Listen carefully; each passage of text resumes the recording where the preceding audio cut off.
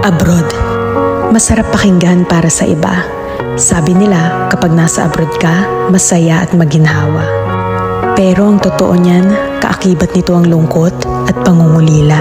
May mga panahong gugustuhin mo nalang sumuko, pero nangingibabaw ang tanong na, bakit ka nga ba nandito?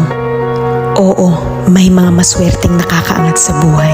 Pero aminin nating hindi lahat pinapalad na magkaroon ng magandang buhay. Basta tandaan mo, lahat nagsisimula sa pinakababa bago ka makarating sa itaas. Kapalit ng bawat paghihirap ay ang buhay na pinapangarap. Walang imposible sa taong may tiyaga.